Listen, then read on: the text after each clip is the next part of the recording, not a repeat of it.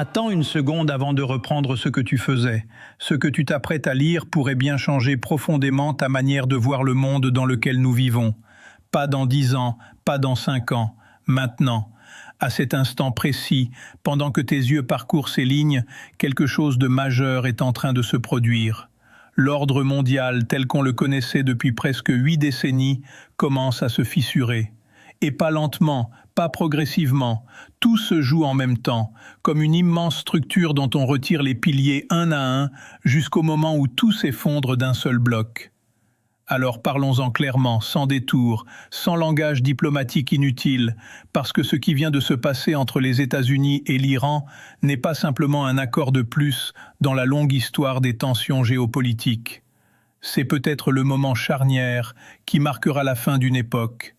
Celle du dollar comme monnaie mondiale incontestable, celle de la domination américaine sur les flux énergétiques de la planète, celle du pétrodollar. Et si cette analyse est juste, et de nombreux signaux semblent aller dans cette direction, alors ce qui suit risque de changer totalement ta perspective. Accroche-toi bien. Commençons par les faits les plus simples. Un cessez-le-feu a été annoncé entre Washington et Téhéran. Les deux camps l'ont confirmé officiellement, et dès que les marchés ont intégré cette information, une réaction immédiate s'est produite. Le prix du pétrole est repassé sous la barre symbolique des $100 le baril. En Corée du Sud, certaines actions ont bondi de plus de 11% dès l'ouverture. Au Japon, les indices ont fortement progressé. Toute l'Asie semblait respirer à nouveau. Mais la véritable question est ailleurs, celle que presque personne ne pose vraiment. Celle que les grands médias évitent avec une régularité presque troublante. À qui profite réellement ce cessez-le-feu? Parce que lorsqu'on regarde de près les termes de cet accord, lorsqu'on analyse ce qui a réellement été négocié, on arrive à une conclusion qui peut sembler surprenante au premier abord. Sur le papier, c'est la paix.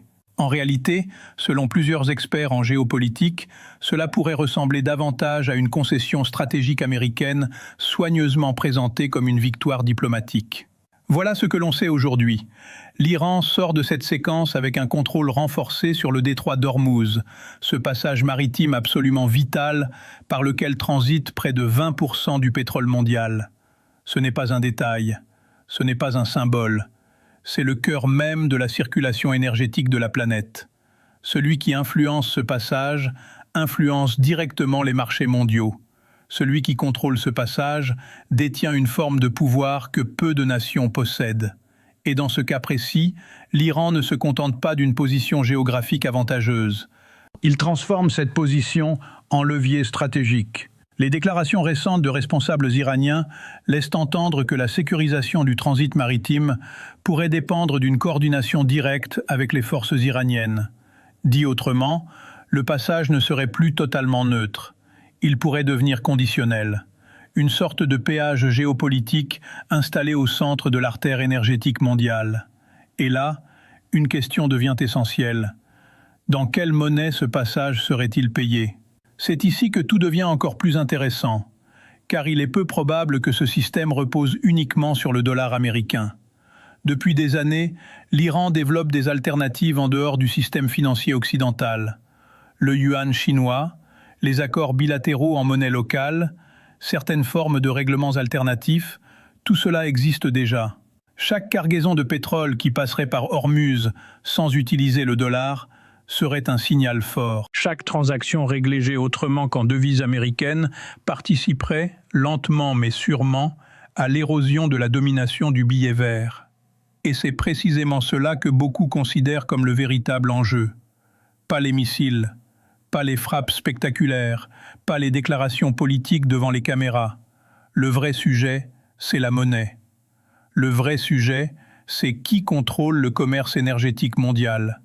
Car depuis des décennies, le système du pétrodollar a permis aux États-Unis de conserver une influence immense sur l'économie mondiale.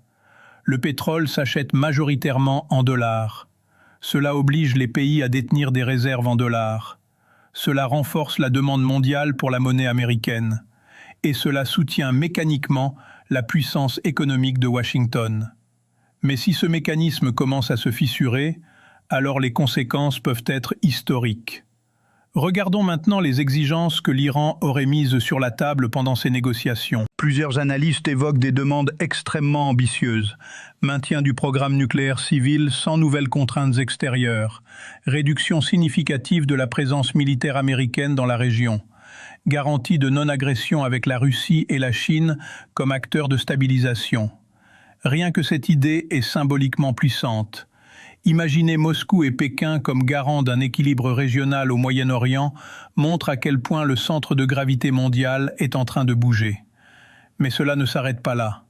L'Iran demanderait également la levée progressive des sanctions économiques, la réintégration dans certains circuits bancaires internationaux, la possibilité de commercer librement sans représailles américaines, ainsi qu'un déblocage massif de fonds gelés depuis des années.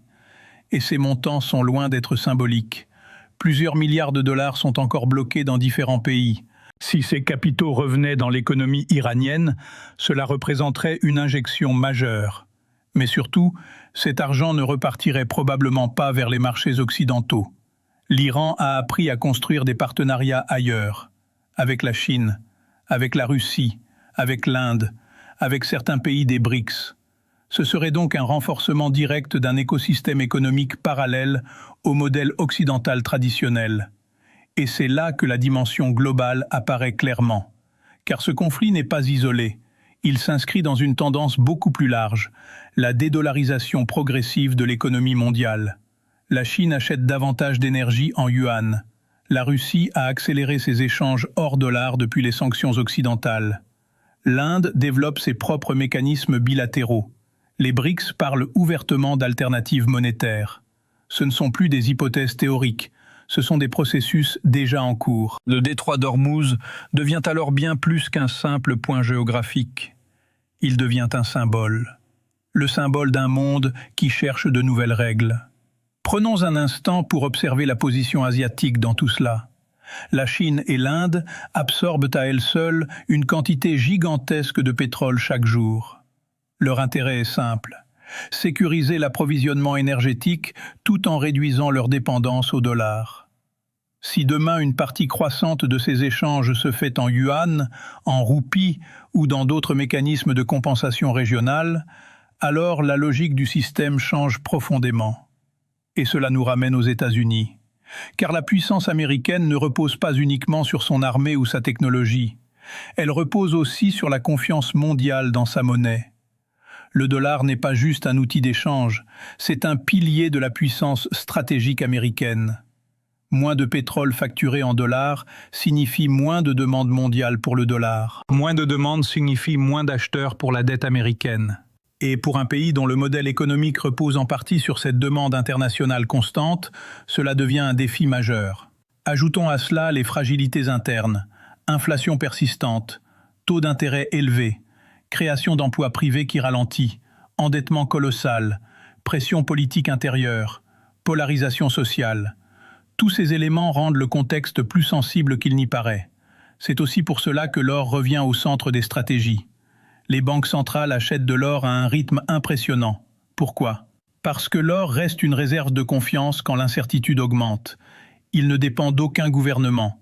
Il ne peut pas être imprimé. Il traverse les crises. Certaines nations rapatrient même leurs réserves d'or stockées à l'étranger. L'Allemagne l'a déjà fait en partie.